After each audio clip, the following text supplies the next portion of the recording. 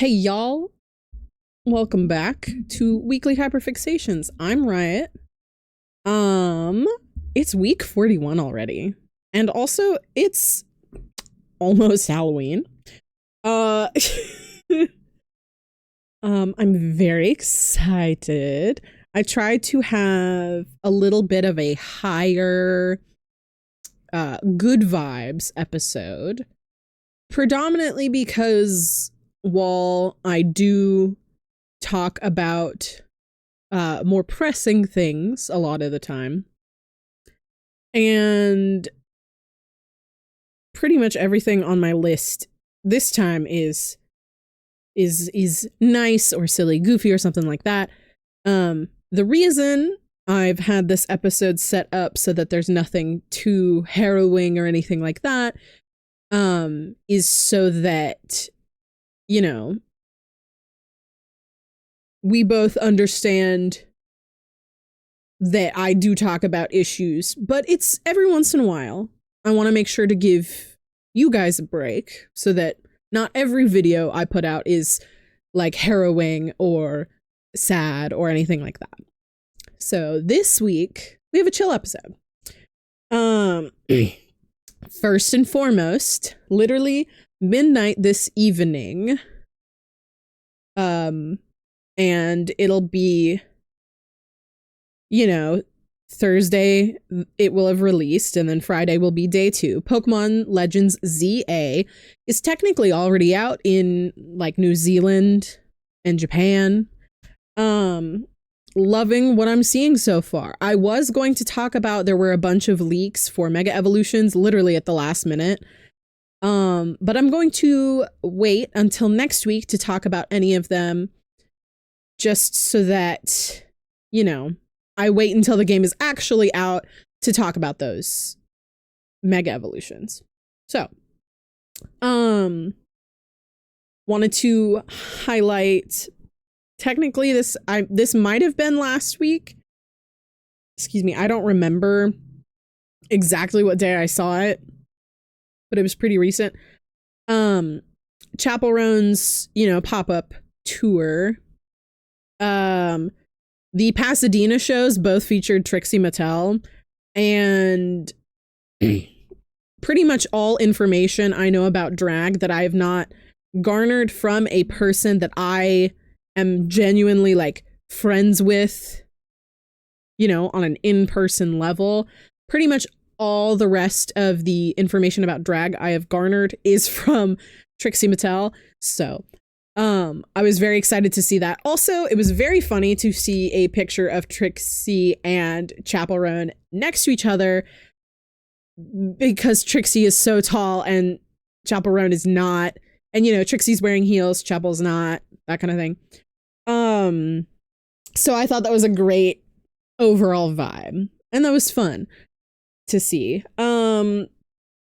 Let's see.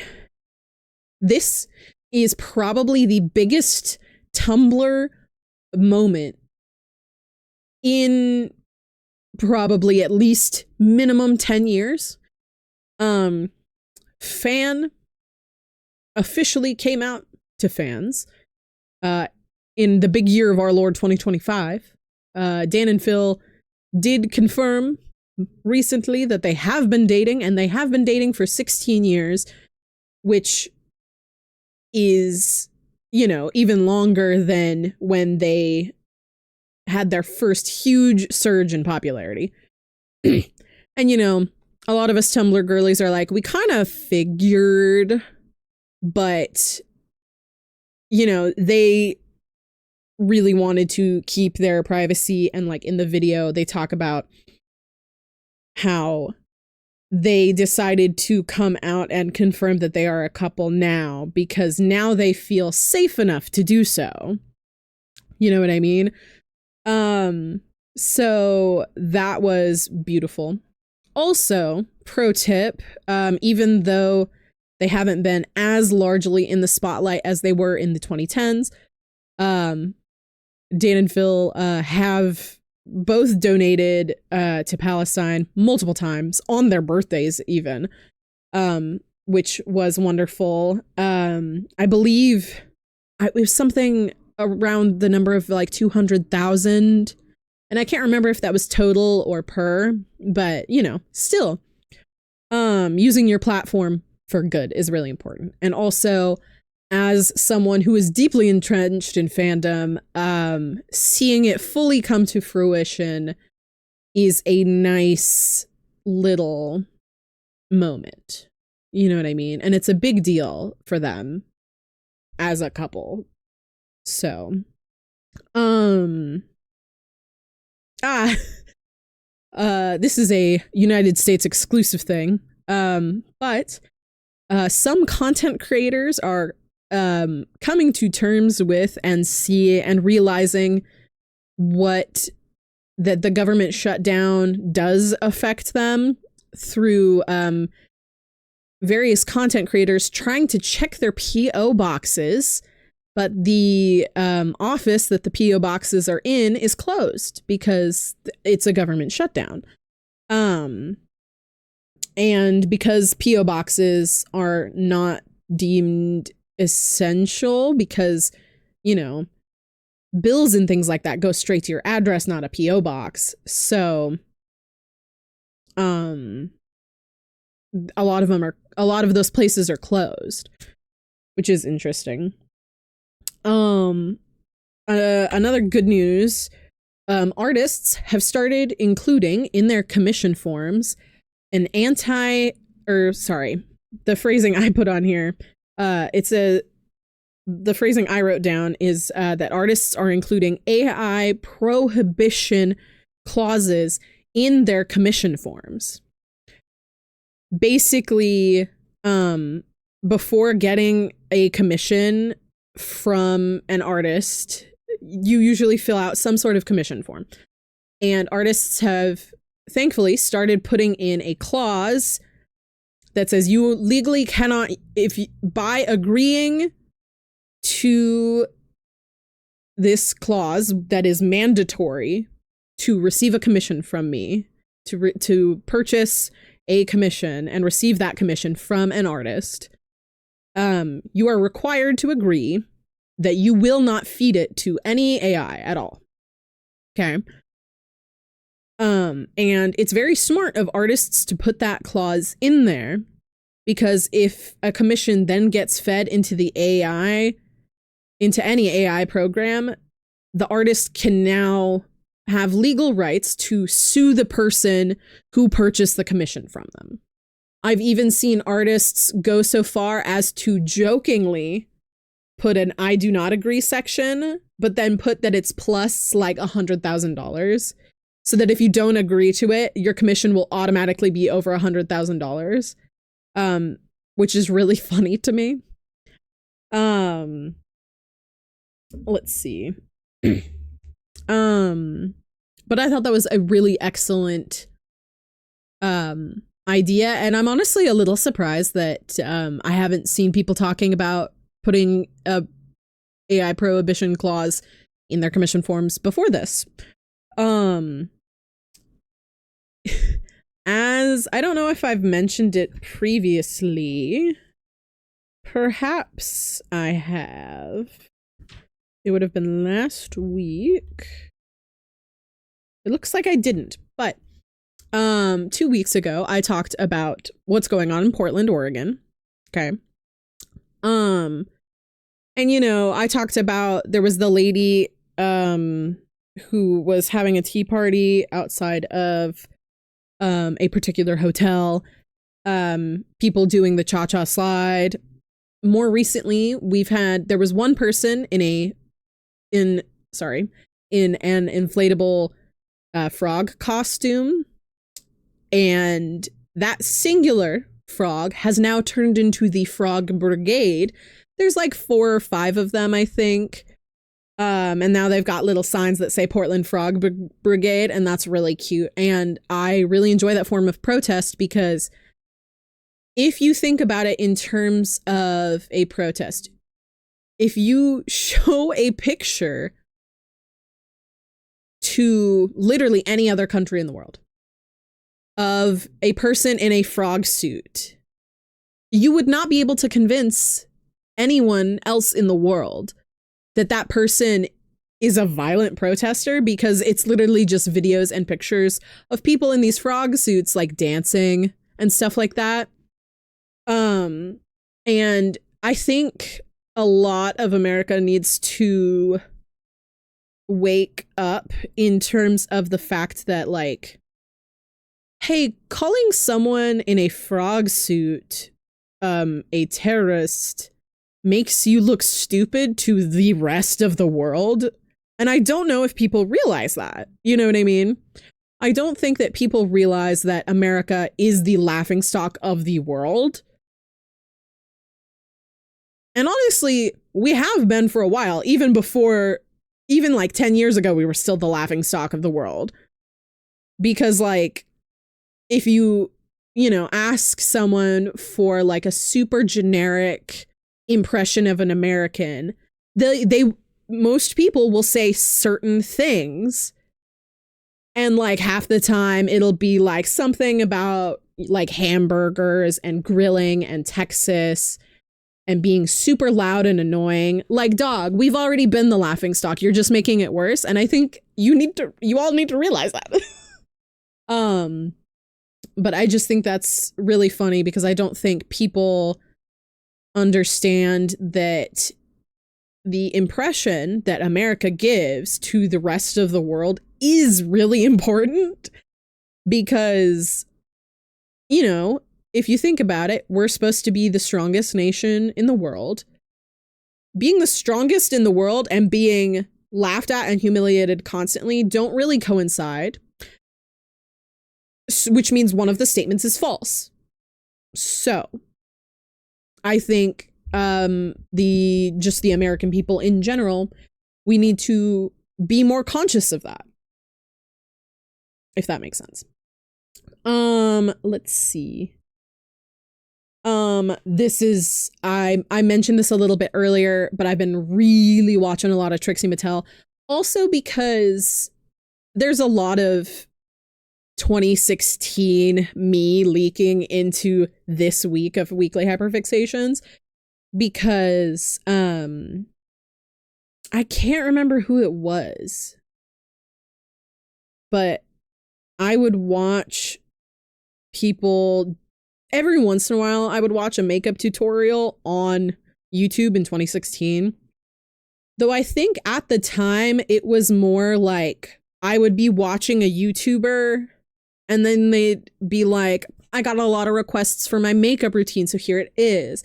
And I forgot how nice it is to just have that on in the background, because as someone who most of what I do is like art, whether it's literally any medium, honestly, pen, pencil, marker, colored pencil, crayon, watercolor, oil paint, acrylic paint, spray paint, clay, like all of these different sewing, all of these different forms of art. It is therapeutic to watch someone else do art. And when I'm watching like a Trixie Mattel makeup video, that feels like an art tutorial, because it's not a generic makeup look for an everyday. It's a drag makeup look, and those are very different, and those are part of the art that is a drag performance. Like, drag as a topic is a form of art, so every aspect of it is art. Also, makeup can be art in general, but like, this is like, there's the difference between painting, could mean any kind of paint, or saying watercolor, a specific kind. So it's kind of like that to me. And it's just nice to have on in the background while I'm like doing other things, because it's not necessarily super loud or abrasive. And it's just kind of like, it also helps familiarize me with, like, I watched one where a lot of the products that she used were just, ones that were recommended by the website that she was on. And a lot of them were waxy. which isn't a good move for makeup that's supposed to last under hot lights, like a drag show. So, or like, you know, for me, theater, which is honestly functionally the same thing, just without the music, and it's like a very strict performance instead of drag, where it's kind of like you don't have to have like a super set plan, you know what I mean? Also, I think it would be fun to dabble. Not as like a full-time hobby, but I'd certainly love to do it once in a while.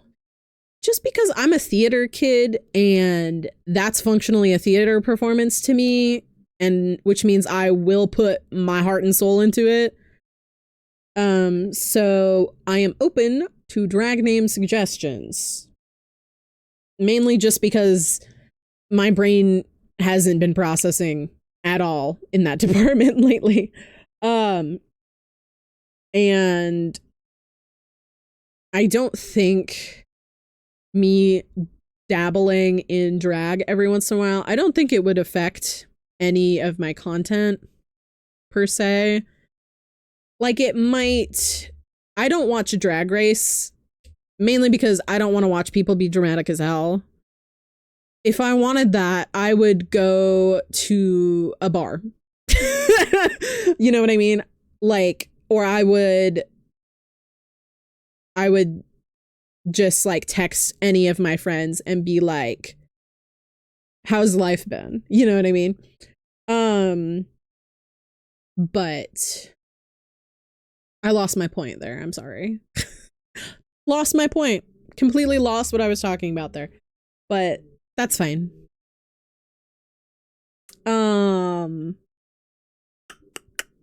Oh yeah, speaking of theater, very excited to be a part of marketing. Also excited to, there's like a small event that's for Halloween, but it's earlier in that week, I think. And we get to wear costumes from the theater. And the other people that are participating in this event have been on stage with this specific theater before, so they can just go and find their old costumes. I, however, have only been with this theater for a year, predominantly in backstage roles, which means that they might just let me wear whatever. I'm kind of hoping that they have a Morticia dress that fits me, because they did do the Addams Family when I was in like high school. So I didn't even live out here yet. But I'm hoping that if they have it, it would fit me, because I'd really love to do that. And I did want to dye my hair black anyway. And I have a straightener. You know, the whole shebang. And I'm already very pale. I could just mix in some white with my foundation. Hell, I could just use my concealer as foundation and then just like really cake on powder or something. Like, it doesn't have to look good. It's theater makeup, you know what I mean? I want to make it look as nice as I can while still being theater makeup, if that makes sense. So, that's very exciting. D&D, as usual. My D&D campaign, we are going to take a break once we hit level 5, literally in like 2 or 3 sessions, because I plan on auditioning for a lot of the spring shows, and if I get any of them, I won't be able to DM. So we are instead just shifting away from me DMing so that we can still have D&D on a regular schedule, and it won't matter as much. Like, if I get a part in a show, we won't have to cancel D&D, which we've had to do a couple times, and it's kind of annoying because, you know, at some point we didn't meet for like a month. which was a lot. And it's hard to get back on track when you've been gone for so long. So, and we already only meet every other week. So, you know, but that's very exciting. We have it coming up on Sunday, and it's part 1 of the 2-part masquerade scenario. And we're all dressing up really, really nice, and we all have masquerade masks that are, you know, we've decorated them. Some of our player characters are painting their masks today. My partner is finishing theirs today. Mine has been finished because I'm the DM, but one of my players was like, "What are we wearing for this?" And I was like, "You can wear whatever you want." And she was like, "I have a dress that is fancy enough that I cannot wear it anywhere." And she was like, "But I don't want to be the only person wearing that kind of thing." And I was like, "I will wear the dress I wore for my Perona cosplay, which is a prom dress." And she was like, "Okay, cool." So that's kind of the vibe. I'm excited. Their first session is gonna be more puzzle focused. Just because I feel like having an establishing session that, you know, the whole masquerade starts and it happens, and then something happens that makes you leave in the middle of like the dancing portion or whatever. And then there'll be puzzles, and then it will in the second session lead up to a fight. So, and I am going to make it a much harder fight than they've usually handled, because basically, if you think about an encounter in D&D, a combat encounter, so like fighting a monster or a person or whatever, usually those stat blocks are really small. They don't have a huge amount of detail on them, that kind of thing.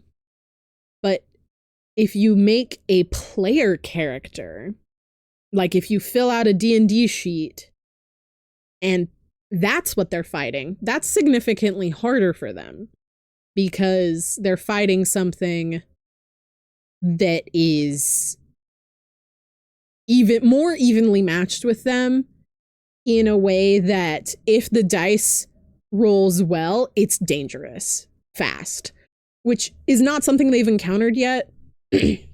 So I'm excited to do that. But I have yet to plan that part. I just have the puzzles and everything for this session ready. So it'll be fun. Okay. Critical Role. You ready? Absolutely bonkers episode 2. Even just literally it's that gif of the dude sitting in his chair and, you know, everything's fine, and then all of a sudden the whole room starts shaking, or, you know, imagining like a serene image and then that video of a lady trying to put on lipstick during an earthquake, where it's like, you know what I mean? That's kind of how the end of episode 2 felt. Also, I've been making an Obsidian vault, which, if you're unfamiliar with the program, Obsidian is a note-taking software that's a little complicated. It's a little more complicated than, like, you know, it's way more complicated than the Notes app. But it's a lot of people use it for Dungeons and Dragons note-taking. Though I would totally recommend it for taking notes in class, because you can categorize terms and stuff, and that seems very useful. But in practice for the next campaign at what is currently my table, we're switching DMs, so it'll be someone else's table. But I've been practicing note-taking in Obsidian using Critical Role Campaign 4 as my practice subject for note-taking. And I am using that to practice note-taking for when our next long campaign start, because then I'll be a player character. So, practice. Okay. I am going to move on to the pyramid, mainly because the pyramid is also all Critical Role, because I didn't really go online that much this week, so I didn't really think about anything else. That's not true. I went on YouTube, but that was about it. So here's our pyramid, okay?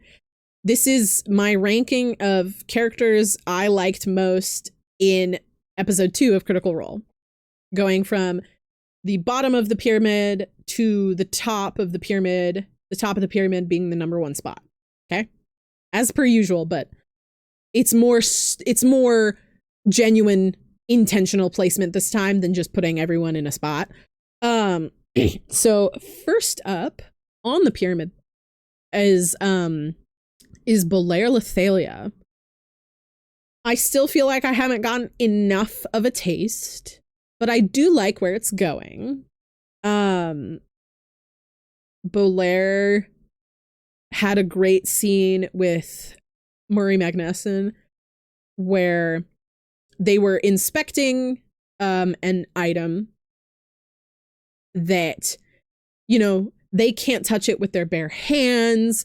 Murray uses Mage Hand to open the thing, and out of curiosity, you know, Belair grabs, you know, a little tool, drops it in, and Brendan Lee Mulligan, the DM, goes, "How long do you wait for it to make a noise?" Belair goes, 30 seconds. Brendan Lee Mulligan goes, you know what I mean? And the whole time they are, Belair and Murray are staring at the box, shall we say. They never hear it hit the bottom. It looks like a box sized for a halfling. So if you imagine a box, I mean, it's roughly the size of this table. You know what I mean? Probably yay high. Hold on. Yay high, maybe. But, you know, Belair drops like forceps, basically, in. No noise. Ever. And he just goes like, ooh, okay. I loved that. I do still think that there was not enough Belair Lethalia in the episode, but what I did get, I do like.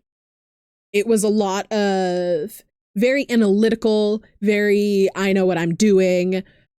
But, you know, not enough Belair content for me to have like a fully solid opinion, but I am definitely in favor of Belair because I am always in favor of a Taliesin Jaffe character. Next up on the pyramid is Teor Pridesire. Lot of things here. First of all, you know, in the previous episode, Commander Loza Blade was like, I'm retiring. I want Teor to be Wikander's bodyguard. You know, that's what I want him to be doing now that I'm retired. Teor, like, saves a person like breaks their foot, and Teor is, you know, a couple feet away, runs, heals the man. And by proxy, Teor Pridesire gives Wikander his first bout of like gay panic. Y'all, yeah. But of course, you know, Wikander doesn't outwardly say anything about it being like gay panic or anything like that. But as he's like, he just healed him, and it appears that he wields the light, and Tyranny looks at Wick and goes, remember to keep it pure. She's my favorite girly. Anyway, but shout out to Teor Pridesire for being really cool. Also, he like yeeted the box that fell on the person. Just yeeted that thing. So thank you, Taylor Pridesire, for being intimidating, buff, beautiful, and giving gay panic. Next up on the pyramid is Octus Taconis. Y'all, Octus is just a little guy, first of all. But I just really like the clear path that we are probably going to get a lot more info about Octus Taconis and the Taconis and the House Taconis. Sorry.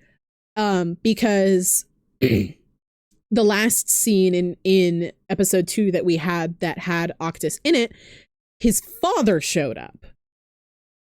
And in the very description of Octus, it says that he is a very estranged member of the family. And he also practices magic at the Pentavral, which is also not something any of the Sundered houses are favoring. So I'm very worried for the boy. But I do absolutely, I've never seen Alexander Ward I've never seen him play D&D. Loving it, actually.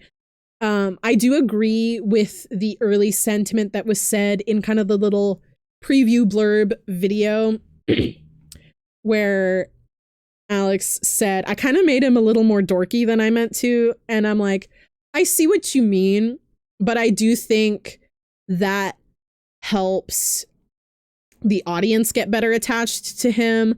I think that helps, I think it helps further the vibe of Octus is estranged from House Taconis, and being a little more dorky is giving the vibe that even though Octus is estranged from his family, that doesn't mean that he is like super independent and super sure of himself. And I think that carries very well. So that's why Octus is on the pyramid. Next up on the pyramid is Murray Magnuson. I mean, come on, y'all. Just so like a little brash. Just a hint of brash. Very much it's exactly the description that Marisha gave of Murray, which was like, it's like an old rusted out Ford pickup truck that will not quit. You know what I mean? And Murray definitely gives that vibe. Also, in that same scene with Octus's father showing up, Murray's talking to a fellow colleague who has just been very pushily asked to resign, which functionally is like, technically they're fired, but to make it sound nicer, they're just really suggesting that this person leaves. You know what I mean? And to be fair, they do like bribe that person to leave by saying, well, if you do this wizard school can still physically practice magic on campus. Dog what? But I think, and you know, Murray is just like, who did this? You can't just let them make you do that. You know they shouldn't have a say in that. What's the point of even having this school if you can't do that? You know what I mean? That kind of vibe. Oh, yes, thank you. You know what I mean? Also, the scene with Belair, checking out the artifact. I liked how careful and nonchalant Murray was about the artifact that they were inspecting. Because, you know, she's being careful in that she is using mage hand to open it. She's not touching it with her bare hands. But, you know, Bolaire's kind of like, I don't know if we should open this thing again. That seems like a bad idea. But using that mage hand, Murray basically just like, you know, here's the box. You know what I mean? And I like that no can do, or rather it's more of a can do attitude where Murray knows what's right and what's wrong and is not afraid to tell you about it. And I like that a lot. Next up on the pyramid is, of course, Tyranny, who is still my favorite overall character. Y'all. Woo! So, I will say this as lightly as possible. I've been pretty much avoiding spoilers as much as possible here. Big spoilers, basically. There is, in episode 2, Wikander is told that he's going to be shown he's functionally getting a promotion, and he's going to be shown things that he hasn't been allowed to see before, that kind of thing. And as Wikander is shown the things, right before that happens, y'all, I thought he was about to die, because out of nowhere, Tyranny, who is super brash, super, like, doesn't pay attention to the lessons she tries to give him, doesn't seem to really care for the Candescent Creed, that kind of thing, all of a sudden she starts apologizing. And I'm like, girl, what is about to happen here? You know what's about to happen. And then it like happens and she just like pats his shoulder and like clearly knows what's about to happen. And I'm like, girl, first of all, no wonder you've been acting like that. Second of all, clearly Tyranny wants to be friends with Wick. Tyranny wants to be close with Wick because she thinks he's a great guy to be around. But okay, for an ounce of context, they are part of the Candescent Creed. It is a religious organization run by Wikander's family, House Halavar. Okay. In this promotion, he is going to be shown the secrets of the Candescent Creed that supposedly no one knows. And in the kind of loose caste system that it appears at the first and beginning of the second episode is that Tyranny and her sisters, who are also all demons, they never get to know these things because they're not a part of the family. And then they start walking to the promotion, and Tyranny very clearly knows what's about to happen, what he's about to see, what's about to happen in his thoughts. You know what I mean? So not only is he being shown something honestly terrible and find out that, you know, things are not what he thought they were, but also it is revealed that it's not something that only House Halavar can see, because all of the other demons know about it. All of the demons that are, what is the word? It starts with an A. Hold on, I can find it for sure. But here it is. She is aspirant. That's the word. All of the aspirants, which are the demons, they know all of those things, even though people have been telling Wikander that only his family knows. Dog, that was a straight up lie. And dog, that's not even the worst one. But Tyranny is on the pyramid because she has been bottling that because she knows that she would be in vastly more trouble if she even hinted to Wikander that she knew any of it before he was told. You know what I mean? And seeing her clearly know what's going on makes all of her previous behavior that we've seen make a lot of sense. It's crazy to me. And then in our top spot of the pyramid, probably guessed it by now, top of the pyramid is Wikander Halavar. Dude, I am so sorry, dog. Woo! Like,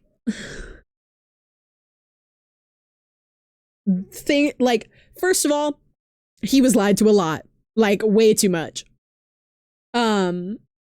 His closest confidant, essentially, Tyranny, his aspirant, Tyranny, has been forced to lie to him the whole time she's been around him. On top of that, he knows the real context of the markings on his face, which he thought was another thing. He now knows the secret about the Candescent Creed, and this new knowledge that he gets also provides further context for the thing that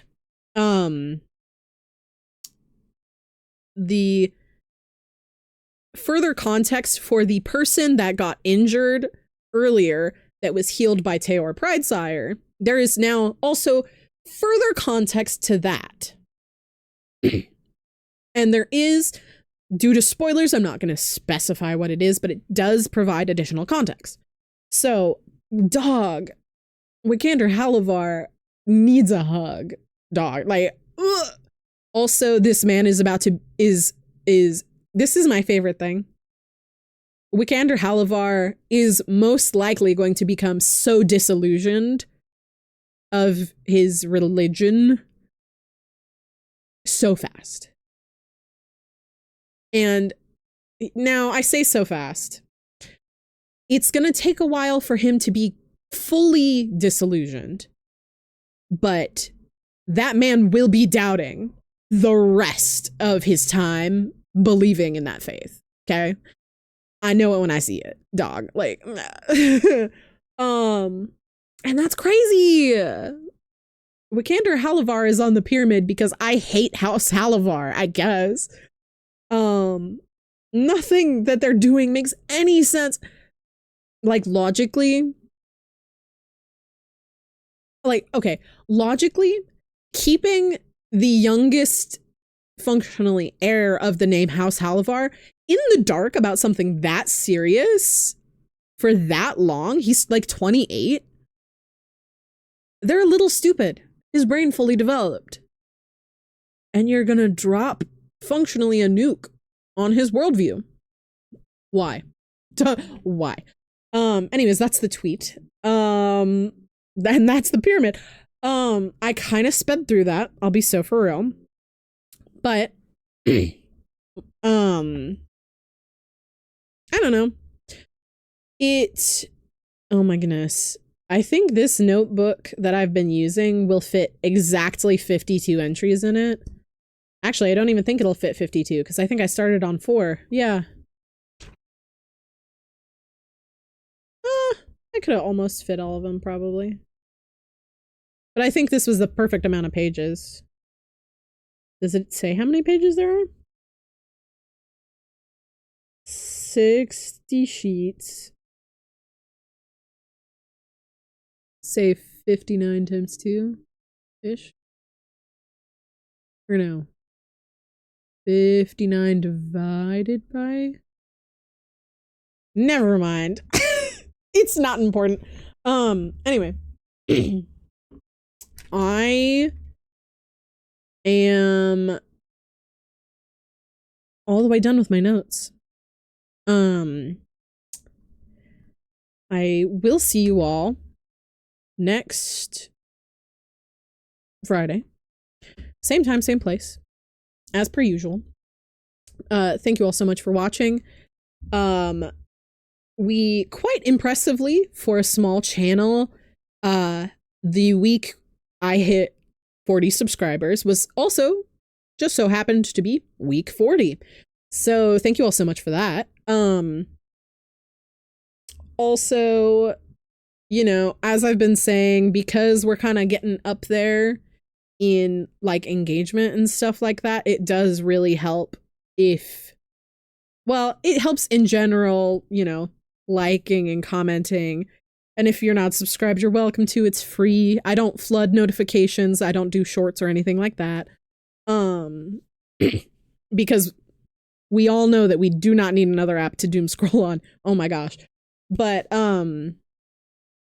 yeah, engagement really helps a growing channel. So I thank you all so much for that. Also, you don't even have to comment something related to the video. I think I've said this before, but I genuinely, if it's just like, if you want, like some people have in the past have asked me like, have I heard of a certain type of music completely unrelated to the video? That's fine. I'm fine with that. You know what I mean? But regardless, I thank you all for watching. It means a lot to me. And like I said, I'll see y'all next week, same time, same place.